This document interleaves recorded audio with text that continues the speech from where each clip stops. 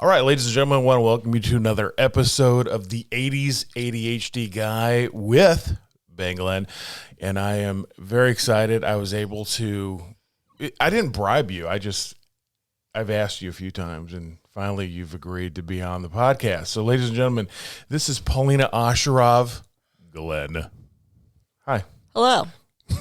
You didn't bribe me, but there were looks.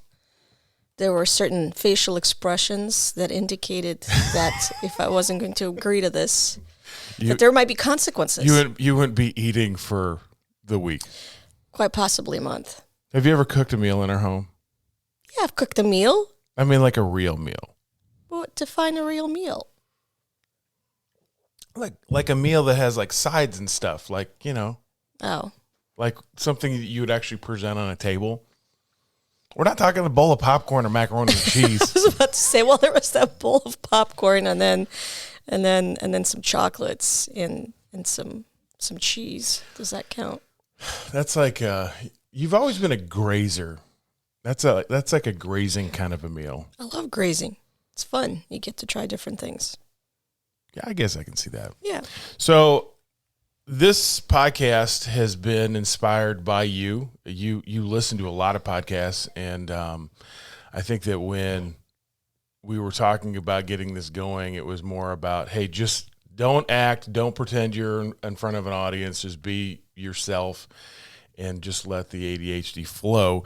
I've been going over a lot of the symptoms and the diagnostic criteria. I had your daughter on. She did an amazing job, and I thought, hey, the one thing that they're not really touching on in here is ADHD in a relationship.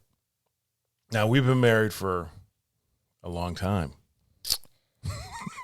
Yeah, thanks for bringing that up. I think that, isn't it something that should be celebrated? Yeah. I mean, I'm kidding. I mean, isn't this what couples do that have been married for a long time? Is sort of. Gosh, I hope so. I mean, yeah.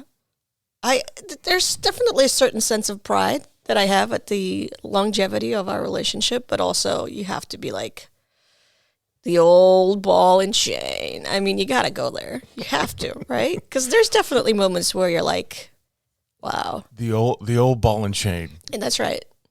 I mean, that's you, clearly. It's not me. I'm the ball and chain? Yeah, for sure. Okay. So I think that the one maintaining thing or sustaining, maybe that's the word I'm looking for, the one sustaining factor in our relationship, which I think is very important, is humor. Yeah. If we were not able to laugh, I mean, there have been times where we've been kind of intense, and either you've said something or I've said something, and it was just, I don't know, the way it was said. Yeah, it breaks the tension. Yeah, it was just funny.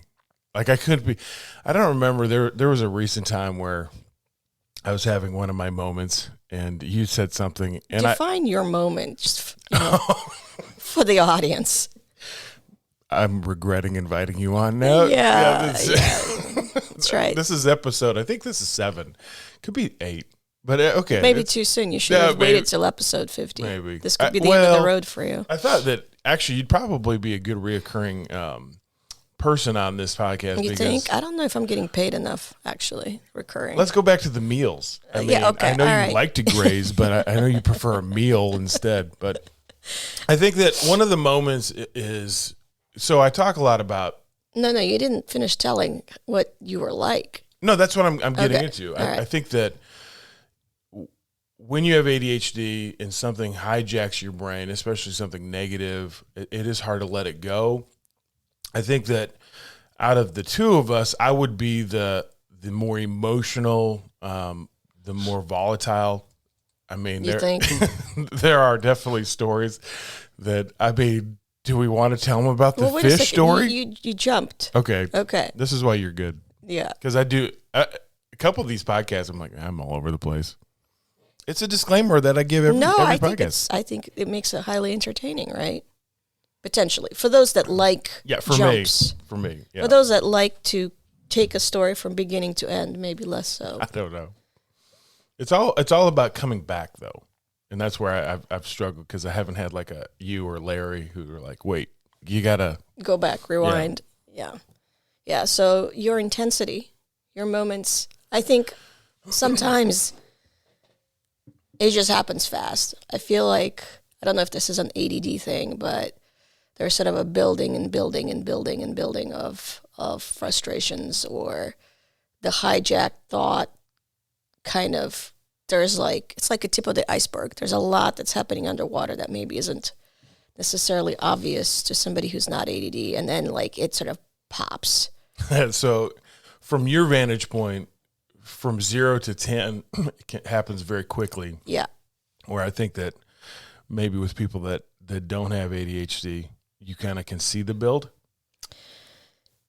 Yeah, possibly. I mean, depends obviously on the person and how good they are at controlling their emotions at the end of the day. You know what's interesting is you say that is that I do feel that I've worked really hard on being self-aware. I do know what things trigger me. And really nobody does trigger me more than you do. Right. Because at the end of the day, because we are in this relationship, and I've told you this a million times, and this may be a man thing, I'm trying to impress you. Right. Please you, cook for you. Anyway, my point is that I try to be very mindful of being patient, or trying to not be reacting to something, but responding to something, because I found that if I can listen and actually process, typically the results are better.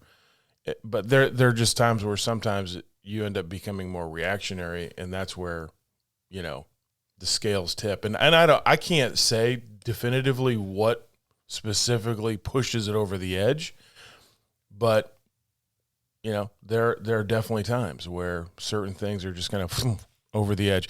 And maybe that's where that ADHD element comes into this, is that's the unpredictability of ADHD. Well, why can you focus here, and over here you totally lose your crap?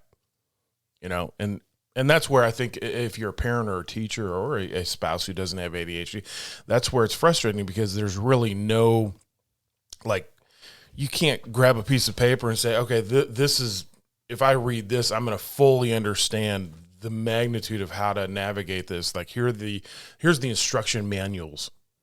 I mean, every day is a little bit differently. So we've been married for we've known each other for well over 30 years. Yep. And Old Man River. Oh boy. So, well, you've definitely improved over the years. Ladies and gentlemen, I'm going to give myself a golf clap right now. Yes. Yes. Thank you. Thank you very much. I don't think that you're describing anything that most normal people don't encounter in any type of a relationship. There's always going to be things that happen on a day-to-day that maybe you let build up, and that can fuel resentment and frustration. But I think the severity of it is where I think that there could be a difference. And then also when you add the impulsive nature. Let's go back to this. Let's go back to this. Okay. We're gonna go way back. Okay. And I know your memory's not. I'll put it this way. Oh boy. Polina has got so much going on already. For her to, she needs an external hard drive that she can plug in and say, okay, this is what 30 years look like. I don't have that problem. I don't know why. I do remember weird, pointless things too. That could be part of it. Yeah. So we are now at St. Xavier University. We met in English 101. I did share the story about how you gave me 5 pages of type corrections for my one paragraph, and very gently, not so gently, looked at me and said, I can't believe you're in college. This is the word. I do remember that. Okay, so first of all, I want to know, there you go. That's the proof. She back. Because sometimes I tell that story and people are like, oh, you're telling it big. I'm like, no. There was a incredible harshness to this. There wasn't a harshness. Oh, my God. You looked at me and says, I can't believe they let you in college. I don't think I said exactly. No, you did. Exactly. Let you in college? Yes, I can't believe they let you into this college. I think you were kind of offended because you're like, I'm here and he's here? Well, for sure that. Yeah. It was something. My memory is a little different, but essentially. I think you probably had to jump through a lot of. I think I said I can't believe you're in college with this type of quality. Either of way, I still remember. Well, I didn't know you had ADD and dyslexia, so that's why I was flabbergasted. I mean, this guy's writing at maybe 6th grade English level. Maybe if we're lucky. And here he is, a freshman in college. Yeah, and I'm writing books now. How funny is that? So pretty funny. We won't get into all of the crazy dating stuff, but we did date for a while. Then I dumped your butt, and then you wouldn't go away, and then we became good friends. I love how you characterize that. Oh yeah. Yeah, I have to, I got to get it where I can. Sure. And then I felt an incredible level of discomfort and just dissatisfaction with something that I when I look back, I wasn't able to identify or pinpoint one thing.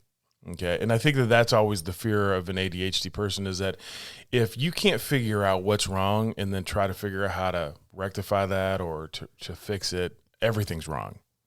Do you agree with that statement? Having known me for this long, if something's wrong and we don't know what it is, then I pretty much everything's wrong. Yeah. Yeah. So when you're an impulsive person and everything's wrong, you do dumb things. And so that's when I gave up my scholarship. Remember, I had my own room. Like, they didn't have that back in college. You had to have a roommate, and I was an RA, and I was getting paid to do that job. I gave that up. I had that job over at that Italian restaurant that was doing pretty well. I had the basketball shop. I don't know if we were dating at the time, but we were friends, and you were my closest friend, and I gave all of that up impulsively. I didn't even, like, if I went back and I was the parent to me, I'd be like, what are you doing? What are you thinking? But I left and I went down and I moved into Scott Hutton's basement. You deserved plan. Everything you got. Yeah, with no real plan of what the heck am I doing. I just knew that I needed to get out of there, and I think that was a pretty normal reaction for early 20 something, right? You feel like something's not adding up. You can't put your finger on it. You blame the most obvious thing in your life. And then you say, I gotta get away from it. I assume that was me. Yeah. And then you realize, that didn't take care of it. No, it absolutely didn't take care of it. And I think that's the part of what you were mentioning earlier that you didn't really take into consideration, and that is that, a lot of relationships have these things. You're going to have your ups and downs, and you're going to trigger one another. And I think that, how many years ago did we go see Mark? I was pregnant with Ian. Like 17 years. Yeah. So we were early married, and we were just like, hey. It wasn't that early. It was like 9 years in, 9 years in. Yeah, you're right. Yeah. But we decided that, hey, we're going to go and get some counseling. And it was more primarily, if I remember correctly, it was like I was out on the road just doing tons and tons of stuff. And this is when I think you're messing around with real estate and you were super, super busy. And now we're having kids and we're not getting any time together. And I think that we felt like we were growing apart. It wasn't that we didn't like each other. It's just we weren't getting to know each other. And we went and found this guy. And the crazy thing that I remember about that is that we would drive there and it would be like we were paying for a dedicated time just to focus on us because we were so focused on so many other things. And it wasn't like either you nor I felt like, hey, this is like, oh, we're in the danger zone and this is all coming to an end. I think that, and I'll put this on you. I think the wisdom is that you recognize that, okay, we're both really, really busy. We're adding kids into this equation. We've got to strengthen this thing up because when these kids even get a little bit older, it's going to be even tougher. And so I think that going to Mark and having him kind of help peel back some of those things helped a little bit. Mark was kind of a goofy dude, though. It was all right. Yeah. My thinking was, and this is what I tell any of my married friends or long relationship friends that have having issues, is that if if there are conversations in your relationship that you keep having where you're negotiating some kind of a conflict and you just can't resolve the conflict. Sure. And you believe that you have good communication skills and you have the honesty in the relationship and you still can't get out of the thing. It's the same combo over and over and over and over again. That's when you need a third party to come in and change the conversation, because it means that there's blind spots that you both have that you are not able to identify and talk about. The third party helps, right? Because in theory, you should go in thinking that that person is not taking sides. They're there as an impartial observer, and they listen to you talk for a while. This is why therapy takes a long time to be helpful, is you have to have multiple conversations for the therapist to get a sense of like, all right, this person's, bullshitting and this person is not being honest with I remember themselves. why I brought up Mark now. Why? As I was talking about that, how it all came up, I'm like, why did I bring that up? We still haven't covered the humor in relationships. That absolutely comes up a lot in this podcast. I brought it up because one of the things that Mark said that I absolutely agree with, and I didn't agree with everything he said, but one thing I absolutely agreed with was as you're married with somebody, through the years, you start wearing down the shine. Yeah. And you start getting to the underneath stuff that needs to be worked on. The defenses go down. Yeah, and that's where I think you're absolutely right. Like you start knowing how to push each other's buttons, and if you don't figure out a way to kind of navigate those things, then you do create that wall between one another. And I talk a lot about this, like the danger of, if you need a sympathetic enforcer or you need somebody who is going to be, and I don't know how else to describe that, because that's what you are. It is somebody who understands your situation, sympathizes with it, but doesn't take your crap. You don't really give me a whole lot of leeway or latitude on excuses or whatever. You do remind me, and you did this even the other day, hey, you have this. You're ADD.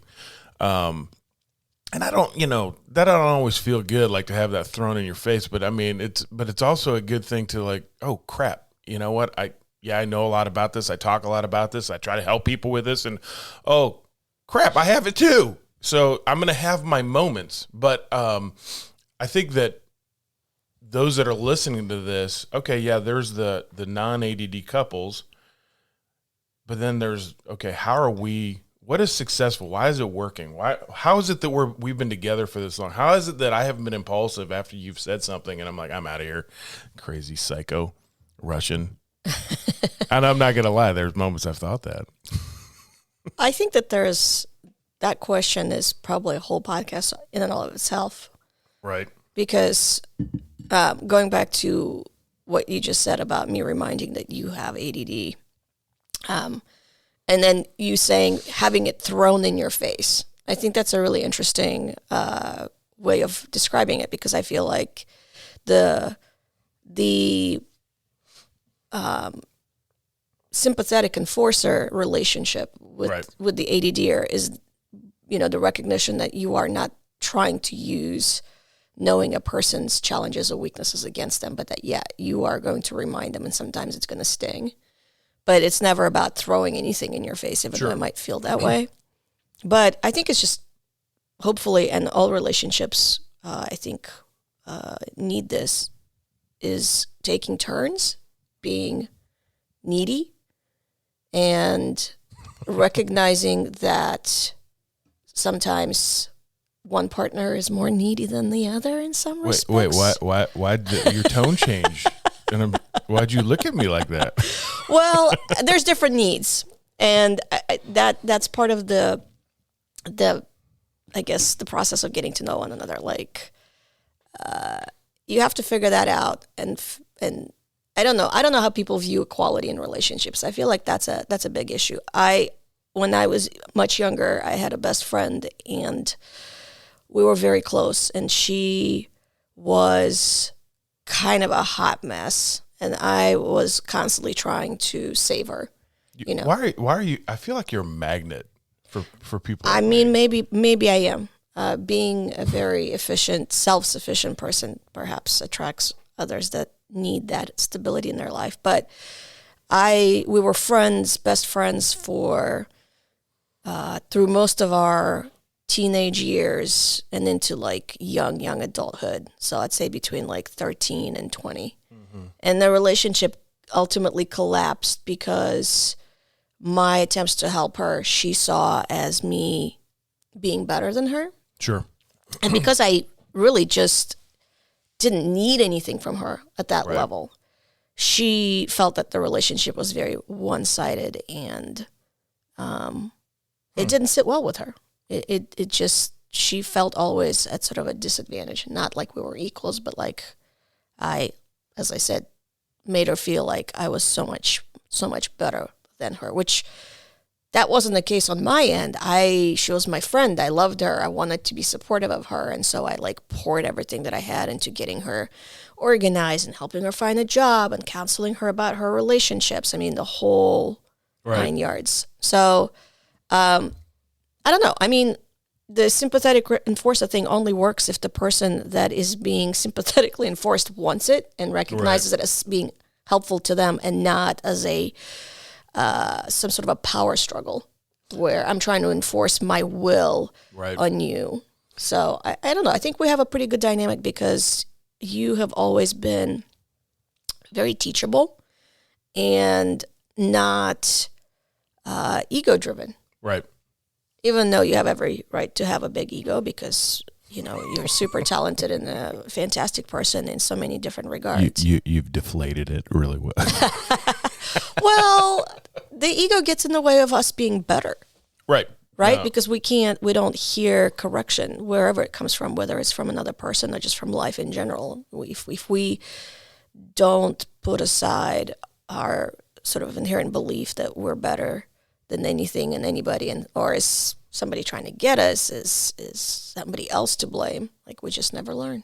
I think that there was a reel that I watched recently. I think it was George Clooney, who was just really going on and on about how you get nothing beneficial out of success. It's all through struggle. Correct. And I think that ego is this mindset of, no, I'm good. You know, I'm where I need to be. I'm as successful as I need to be. And there's a really big reveal there. Stay in the struggle and continue to struggle. I think that, you know, when you see somebody that, and I always talk about Ernie Metcalf, who was in his 80s when he was taking this watercolor class, and, you know, and he was a Jedi Master Knight artist, and you're like, wait, here's a guy staying in the struggle, trying to continue to learn and to grow. And I think that the one thing, going back to what you said about your friend and such, and I think I know who you're referring to, you're absolutely right. And I think if you're listening to this and you're trying to figure out, hey, should my significant other be my sympathetic enforcer? You know, this is something that definitely needs to be navigated well. You need to have good conversation, but you've got to be mindful of that, you know, 0 to 10 trigger. And also, I think the one thing that I will say about you, and this probably wasn't the case back when you were younger, trying to coach and help your friend, is that you were doing this just because instinctually you were just a different person. I mean, we always joke around about the Enneagram and stuff, but there's some truth behind that. I mean, you're an 8 and I'm a 3, and, you know, there are going to be certain individuals whose character is going to be better for you because of who you are. But also a big thing that you did was you do homework, you research, you study, you listen, you learn. You're a constant learner. And I think that in one of the previous podcasts, I did talk about when we were early on in our marriage, and you're like, why does this guy never get anything done? He's got a million projects going and nothing ever gets finished. And there were a lot of little things that I was doing that. Well, we didn't know you had ADD. No, we didn't. Right. We just knew that you had learning disabilities and dyslexia. ADD was never an official diagnosis. That got figured out. Yeah, that's later. where it came to light. And, you know, I'm a high functioning ADHD individual who figured out a way to survive school. Somehow they let me in college. And I I think that when you're in a relationship and you're living with somebody, in every year, some of that shine wears off, and after you've been married for as long as what we were. And I think it was about the year 3 that you were like, what is the deal? I don't think there was ever shine. I don't know. Oh, crap. Yeah. There had to be a little shiny. I won you. You said yes. The shine that was there 30 years ago is still there for me. I think what happens is you, like as you said, there's like you start triggering each other in ways that aren't necessarily related directly to the relationship, right? Maybe you weren't as shiny then. No, I think going back to Mark, what he talked about is when we're young as kids, we start building up these walls that are necessary to make sure that we survive the travails of puberty. Travails. Yeah, and young adulthood. And then you have these walls and you can keep them up. You've got the energy. But then when you start having kids, that energy is diverted to taking care of your children rather than maintaining your walls. And so then you become more likely to be triggered and more sensitized to things. Don't forget to add in, kids make you really tired. And when you're tired, what are you? You're less patient. Right. All of that. Oh, yeah. But, the beauty of it is that, first of all,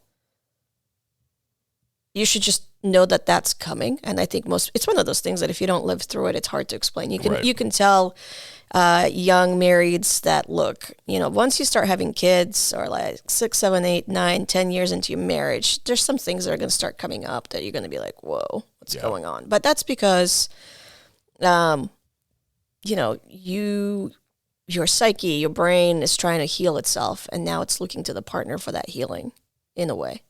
Well, you go back to the needy thing. The needy thing, and isn't there a whole thing like you marry the type of person that actually brings out the pain that you kind of have instinctually, right? Like you've got this whole nurture thing. You need to be nurtured. Am I like the least nurturing person in the world or what?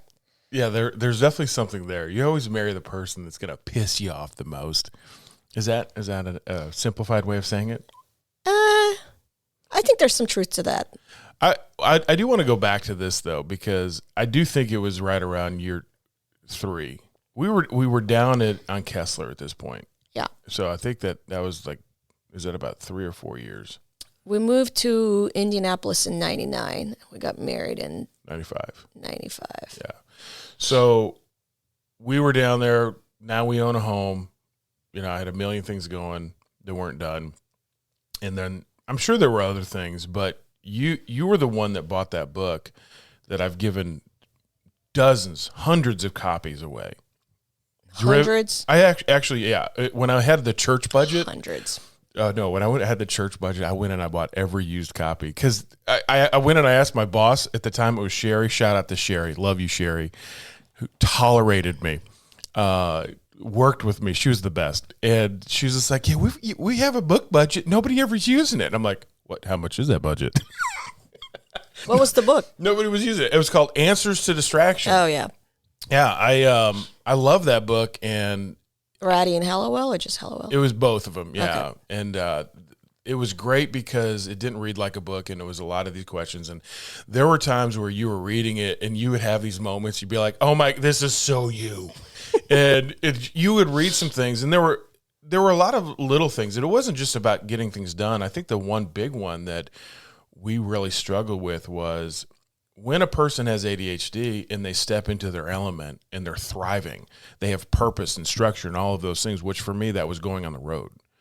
I never had a problem leaving and going and doing my stuff and having the adrenaline kick of being on stage. It was the coming home. Yeah. And then I would literally go into like a day or two of just like a mild depression, and you'd be like, what's wrong with you? Yeah. What's going on?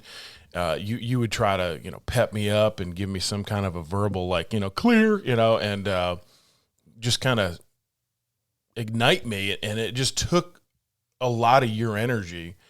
And there was always this like, what is wrong? And they address that in the book. And I remember when you brought that and we both noticed and it was like we both had like the little light bulb moment. Yeah. Like, holy crap, they nailed it. And I think that one of the things that always inspires me when I'm talking with a parent who's very kind of like, should I get my kid tested or not? Because they just don't want the label. They don't want to have the, my kid's broken. All of the emotional labor of having this diagnosis. If you don't know what you have, and that's worse. Like knowing these things and having them kind of lay things out really was it was a freeing thing. One, it was like, hey, I'm not alone. Hey, this book's been around for a while.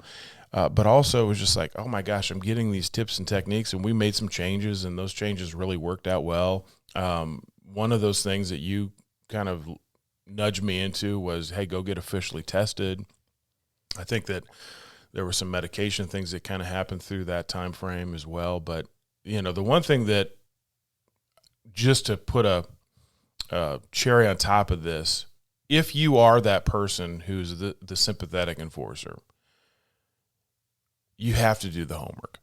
You've got to do the research. Yeah, you're not ADD, and you've probably can do a lot of different things a little bit at a higher level than the ADD individual, and you're not going to struggle the way they do. But it's going to be better for you if you understand the way their brain works, because common sense doesn't work. I mean, you tried those first 3 years, like, okay, well, he's feeling low. Well, let me do this. Well, it didn't work. You remember what we did? You know how we solved that? Hang on, back up. You're just rolling it right along. There's lots to unpack there. Oh, boy. I think getting a diagnosis, for example, whether for yourself or for your child, it's something that you have to prepare for, right? It's not something that you undertake lightly just to establish, especially when it's clear, just you can observe and you read the book and you're literally going down the list and you're checking the boxes. The diagnosis confirms, I think unequivocally, that you have this thing.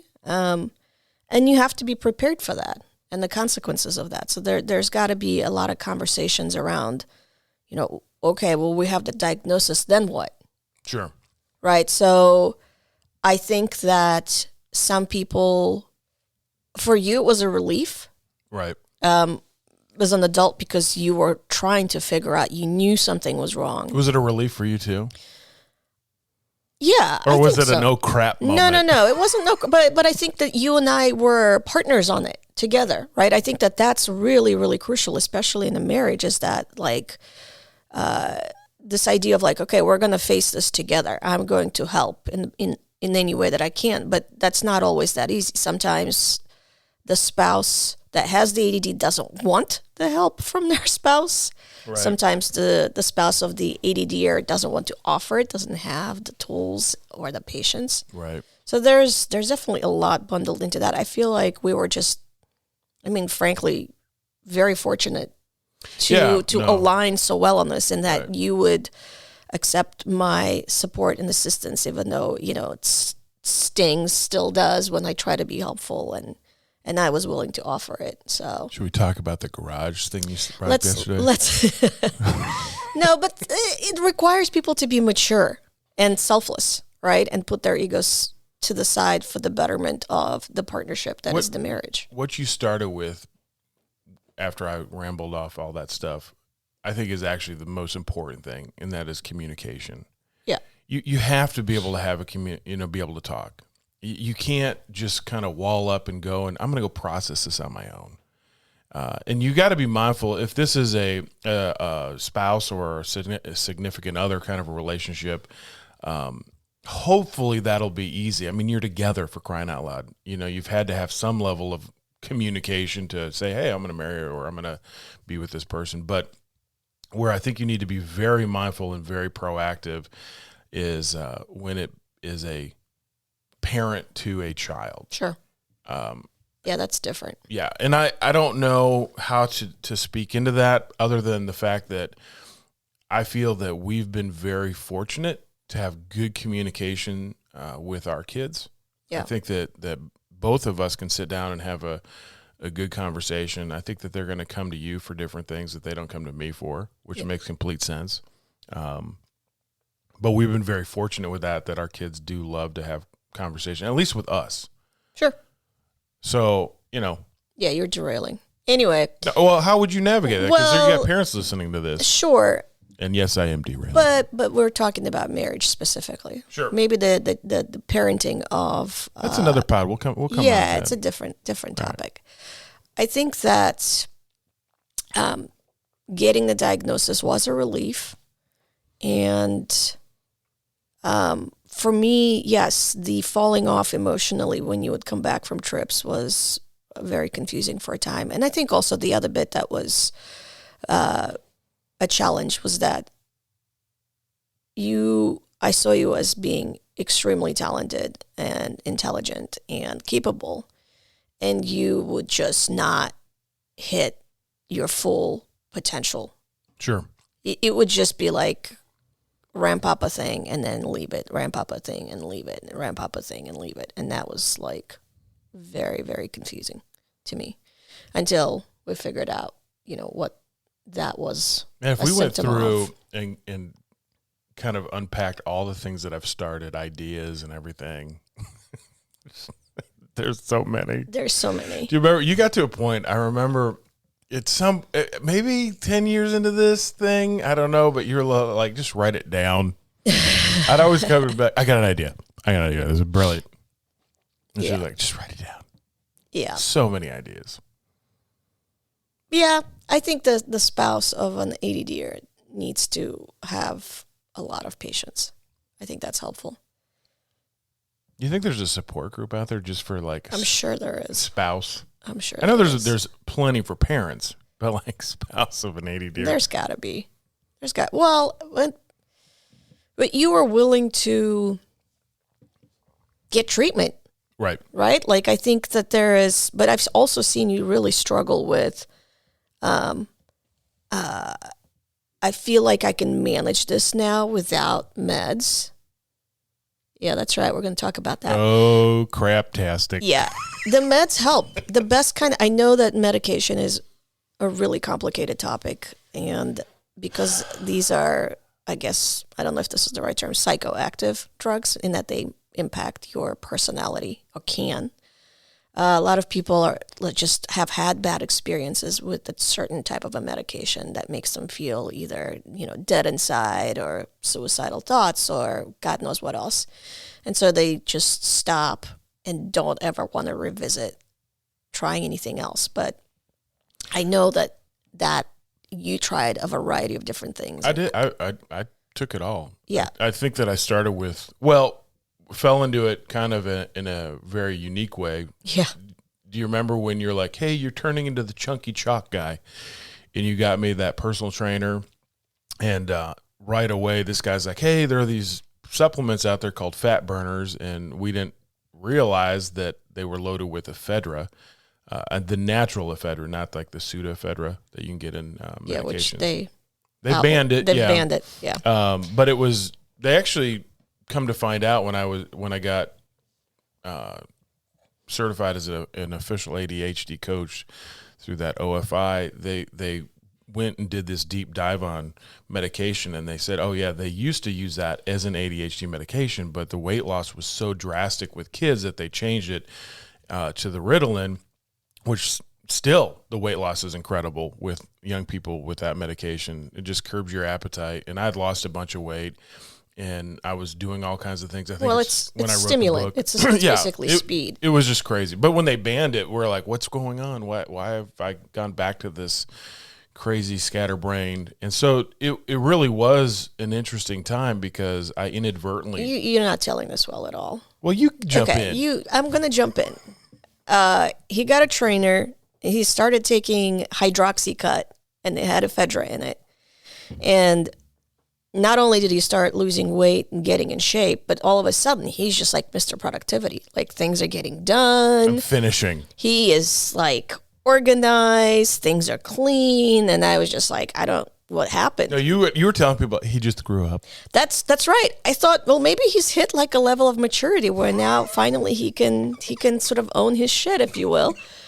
I think this is how we figured out that you had ADD. I think that's part of it. Like, yeah, that's when we started looking around, and I did some research. No, that was right before. What this was the door to the meds, because I was taking that OFI class at the same time. Okay. Yeah. I don't exactly remember the timing, but it was just like, what is going on? And then, they banned the ephedra that got pulled out of hydroxycut. And all of a sudden, like after a few weeks, you're like back to being you. Back to Ben. Wah, wah, Yeah. wah. But anyway, that led us to figuring out the need for meds and the meds.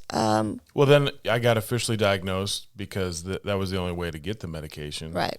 And then you tried a bunch of things. yeah, Ritalin, Adderall, Strattera, Vyvanse, everything. And then you finally ended up on Wellbutrin, which is not technically. The worst part about the Wellbutrin, which is a antidepressant, but they also use it for like smoking and for libido and all kinds of stuff. But from the research you did, it had to be the name brand. So Because you tried a generic and it didn't. Well, no, you did the research, and literally there can be a 5% difference between the recipes, I guess, and it's that 5% that, hey, that's what. Well, some of the inactive ingredients aren't. I'm not exactly sure how that works, but it worked. It did work. Yeah, it worked specifically for the mood swings.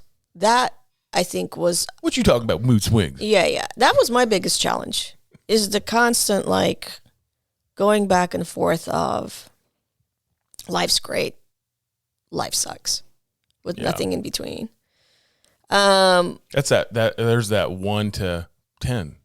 Yeah, exactly. But it sort of smoothed things out.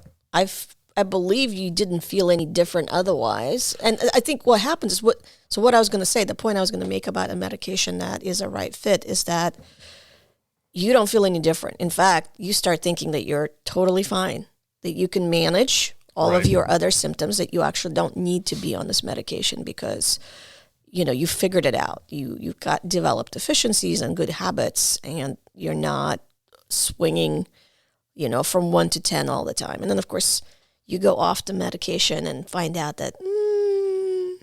Yeah, the medication, and I like the way that Dr. Hallowell described it. It's an accommodation. It's not a fix. Yeah. It's to help to assist. It's not like you don't have the skills to do these things. They just help them to be accomplished. Like the one thing that you said again was always getting stuff done. I never had a problem getting started. I never even had a problem with the process. It was just completing it. I'd get bored or something else shiny would come up that I got to try this. Well, the medication definitely does something chemically.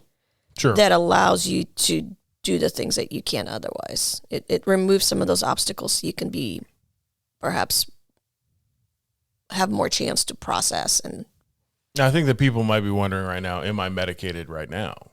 No. Now I do take, when it arrives, the CBD oil, which I think you think, and I say this all the time, medication is not necessarily for me. Because I can roll with my mood swings because that's what I know. It's absolutely for you. No, it's. I mean, it is for me. Well, think about it. It's for you because it's for me. It's for you. Want me to be.